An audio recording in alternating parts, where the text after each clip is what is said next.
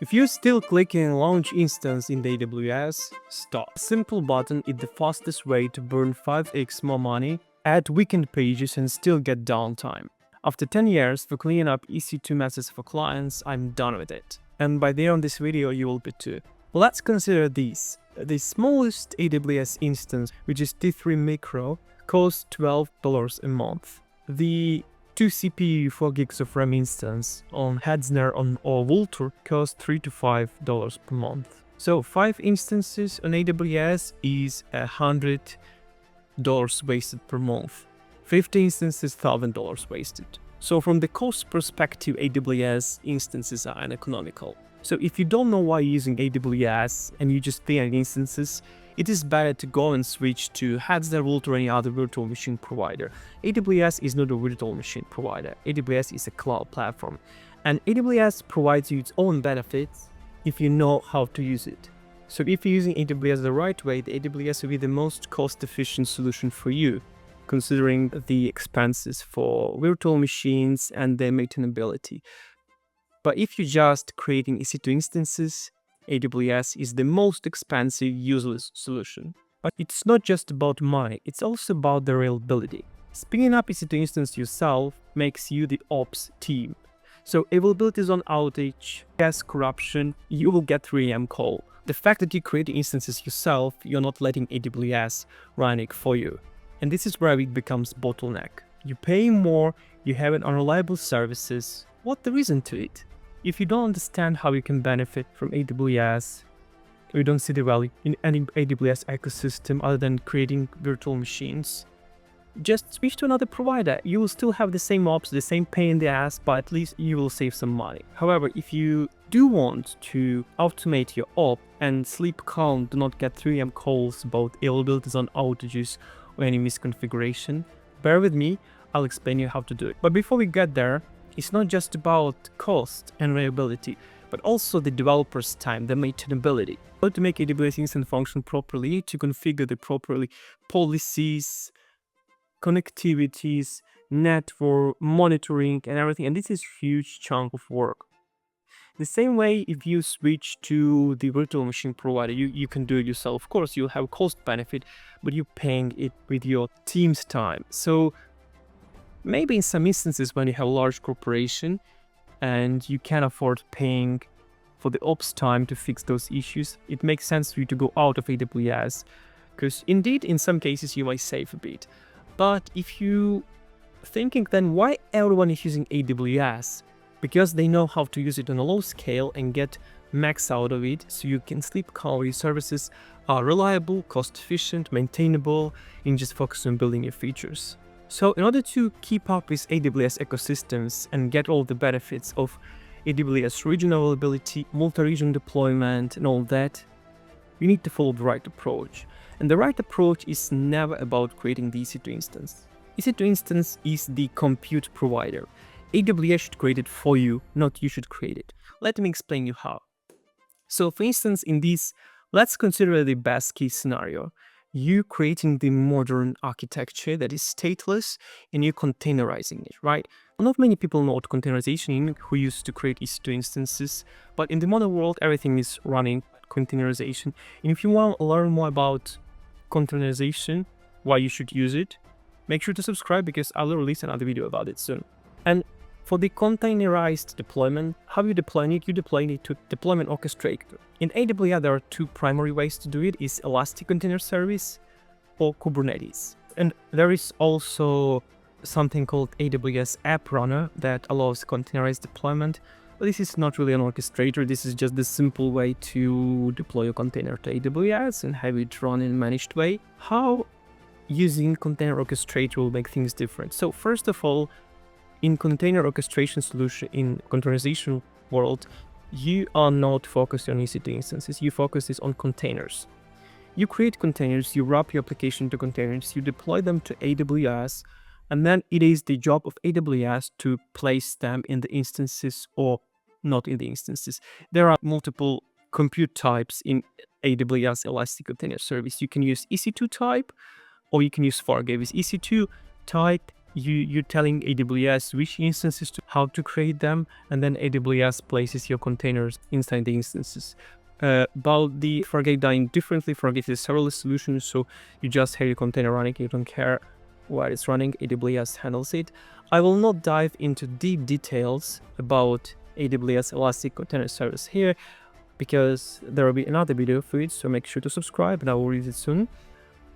But for now, this is just an approach. So now you're focusing on the containers, and let's say you choose to use EC2 strategy for running your containers. Do you still create EC2 instances? Never. You're creating an AWS, an auto-scaling group. You're telling, I want to have 3 instances for this cluster of that type, and make them auto-scale. If the resource consumption goes up, they will auto-scale to 10 or 20, whatever, depending on the use, and downscale. So you never create instances yourself, you create an auto-scaling group as an agreement between you and AWS, and it tells AWS which instances to create, how to oversize them, downsize and everything. Same applies to the Kubernetes, but Kubernetes is a bit more comprehensive solution. It gives you more flexibility. I'll explain in another video what's the difference between Kubernetes, ECS and everything. So Elastic Container Service brings you more out of the box that is embedded into AWS ecosystem. That is probably more beneficial for simple or moderate complexity deployments. For more complicated deployments, it might not be sufficient because of certain limitations, but they are working similarly. And when you spin up the Kubernetes cluster, you also feed it by the EC2 instances that are managed by auto-scaling group. These are done. So why it is beneficial? Let's consider this. You have your application, let's say this is an API application doing some calculation, it's running. Let's say you create an EC2 instance for it. You're putting it into EC2 instance, and in most cases, your application consumes nothing. If you have an average traffic, maybe couple visits per minute, your application consumes quarter of CPU and maybe half of RAM, maybe even less. So really, even the cheapest T3 micro instance will be sufficient for you. However, during some moments, maybe in the evening, maybe once per month, you get lots of traffic, you get a traffic spike. And in that traffic spike, your application might consume up to 6 CPUs and probably 20 gigs of RAM, right? So what do you think? I just need to buy a more expensive instance because I don't want my application crash in this traffic spike. So you're buying expensive AWS instance with 9 CPU, whatever gigs of RAM. You're paying AWS huge bill just to make sure that your application is stable in the peak times.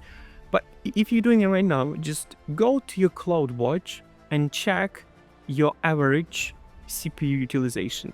If you also have advanced metrics enabled, you should check your average RAM utilization, memory utilization. You will find that your average CPU utilization will be less than 10%, and in most cases even less, 2 to 3%. So in 95% of cases, you're just using 3% of your resource like CPU and RAM, and you're paying for your idle resource. You pay $1,000 per month for your idle resource. That's ridiculous. That's why you should never create EC2 instances yourself. So how it will work in our containerized world? So in containerized world, you create the simple container for the API. Your API is deployed there, and your container configured to give it just the minimum resource need.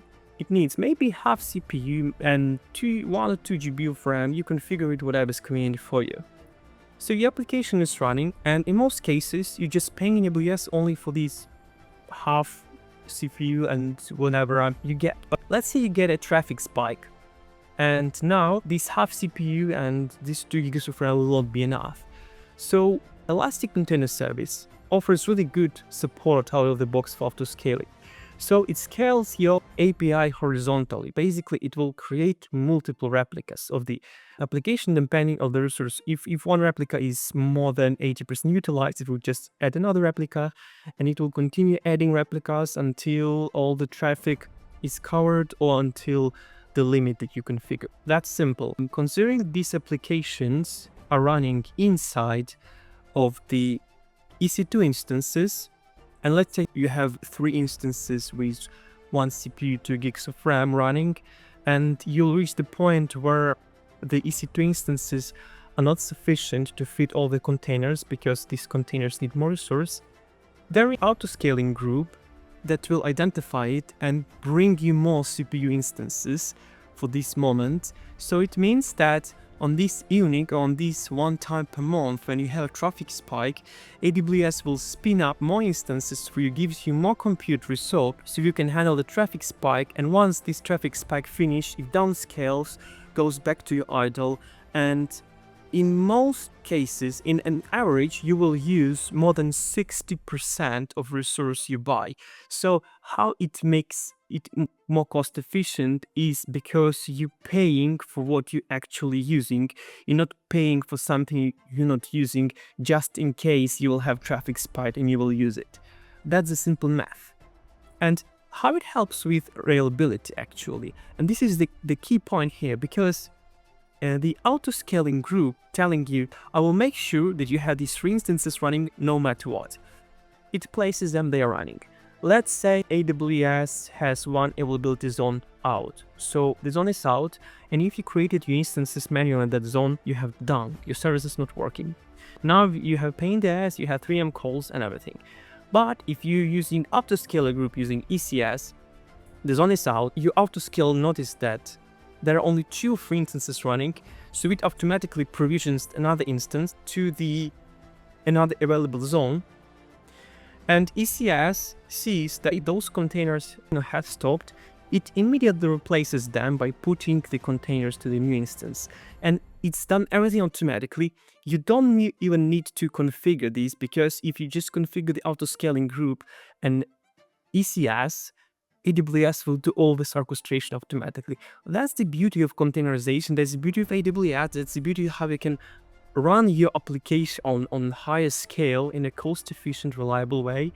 And so if this happens, usually you won't even notice downtime because AWS will handle everything efficiently. But even if, let's say, there is some severe outage and your availability zone is out, there might be a small downtime, but AWS will automatically resolve it. So even if your application won't be available for a minute during 3 a.m., you'll be continuously sleeping because it will spin off and resolve itself automatically in 1 minute and continue running. And in the morning, you might see a couple of error log notifications in the monitoring system, but nothing severe will happen.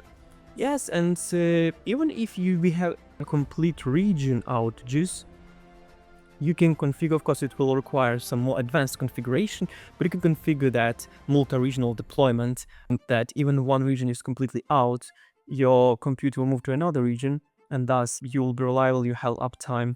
And I heard lots of the stories how some mattress brands, people were not able to fall asleep because AWS availability zone was out. It's not even reaching out, and which companies like that are not ready to tolerate that. That's insane. That means how people are uneducated. So that's why I want to share it with you so you have some understanding about it. If you're talking about it both for ECS and Kubernetes, the maintainability usually happens that way. The reliability usually handled that way. And another thing is that the stateless nature of the deployment will always make sure that your app is running. So if your container is crashing, the Elastic Container Service will make sure to spin up it again, and it might crash, it will spin up it again, but if you have to deploy, it might just crash and stay crashed, and then you need to go manually fix it. So this is not how things are done in 2025. So, and how this approach helps us with maintainability. So basically, if you're creating ECS cluster, EC2 instance, whatever, they naturally integrate into AWS ecosystem.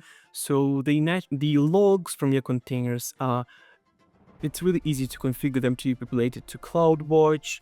You configure good network access, we have better security policies, you have your applications separated, and you don't care about instances anymore, because instances is just the horses that running. Instance don't care what it runs. You just fill instance, not you actually, AWS will just fill instance with the containers and it will carry it. And if needed, AWS will take the container from this instance, put into another one. We don't care about instances. So that's also a huge benefit, because only care about your containers. And if something happens, First of all, you have everything CloudWatch automatically. You just go and troubleshoot the logs. You open up and you see which containers are running, which crashing. You have much better observability. Also, usually people I'm setting up for my clients as well, the alerting. So whenever some errors or crashes occur, you'll get immediate notifications via email, Slack, text messages, whatever is convenient for you. That way, if you using AWS right way, the maintainability just comes as a side effect as well as reliability. You're not doing anything deliberately to make it more reliable or maintainable. It just comes in the way if you're using the correct approach. But if you're creating EC2 instances, it's a mess. I want to stop spinning up these things to myself. How can I switch to it? And this is the good question, because there are definitely lots of options you can do. You can just neglect AWS and goes to virtual machine provider like Vultr, right? You can consider Lambda functions. You can consider Elastic Container Service with EC2. You can consider Elastic Container Service with Fargate. There are lots of tons of options. I will not cover all of this in this video, but I will definitely release another video about how to choose your rights and based on use case. So please stay tuned and make sure to subscribe. But definitely what you can do this week, even if you're unsure about your deployment architecture or infrastructure, but you won't make the first step to stop using EC2 instances, what you need to do, you need just to start containerizing application if you haven't containerized yet. So if you already have Docker file, great. If not, create them.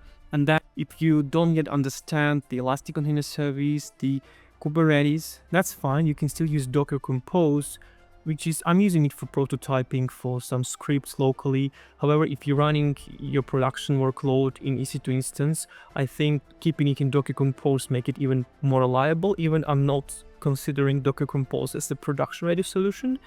So that will be the easiest step, at least to do it this week, at least to run it locally as Docker Compose setup and then have it ready.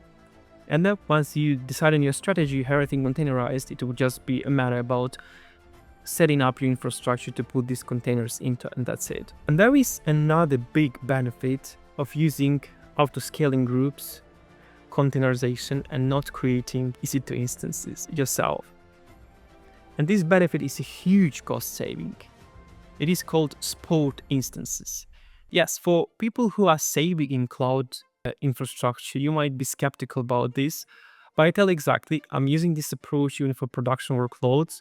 And if you're using it the right way, you can save 50 to 70% of your monthly bill with using spot instances. And I will not be diving deep into in this video about spot instances, but this will probably be one of my next hot topic about how to use spot instances to cut your monthly bill. So stay tuned and subscribe. It has its own disadvantages, and if you're creating EC2 instance yourself and using spot, as disaster. But if you have the proper configured auto-scaling group, you can gain really lots of benefit out of it. So again, we're getting to the same point. Which infrastructure should you create? What should you choose? Should you use AWS? Should you consider another provider? Should you use Google Cloud Platform? Should you use Azure? Should you use Fargate? Should you use ECS? Lots of choices, lots of offerings, and people become confusing and thinking, I just create the instance and do the things how people done it in the 90s, because that's the standard, right? But that's really, so it's important to understand what will be your path to your workload, which technical decision you should make, and also how do you build it? What suits your business requirements, what suits your team, what suits your vision?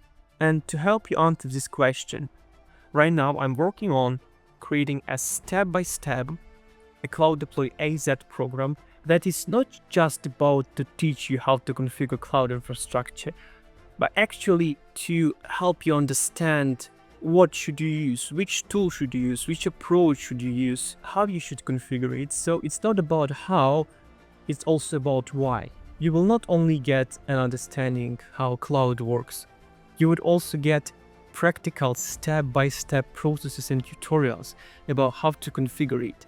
But not just these, but also you will get the step-by-step framework process that will help you to evaluate and analyze which tool, which solution, which approach, which cloud platform which deployment type should you use to make your application cost efficient, reliable, maintainable, so you can fit into the budget, so your team can handle managing it, so you can focus on building the app, solving your customers' problems rather than troubleshooting issues and maintaining your deployments.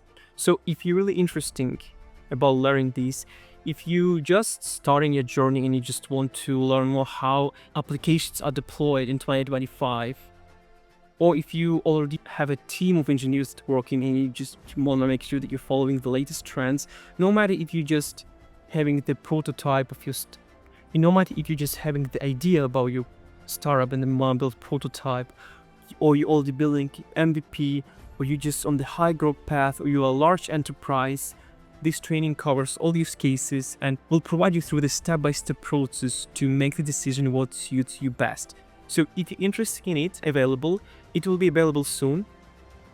But if you're interested in it, there is a link to join the waitlist. I'll keep you posted about the progress, and the people from the waitlist will be selected for early adopters, and early adopters will get the early access to the program at a massive discount. So if you're interested in finding your cloud path, make sure to link below and just join the waitlist. I'll be happy to see you there, and I'll provide you to all the exclusive insights that will help you to make right decisions on your cloud journey, no matter if you're building the product or just want to boost your skill set. So click the button below, stop launching your EC2 instances, and I'll see you soon.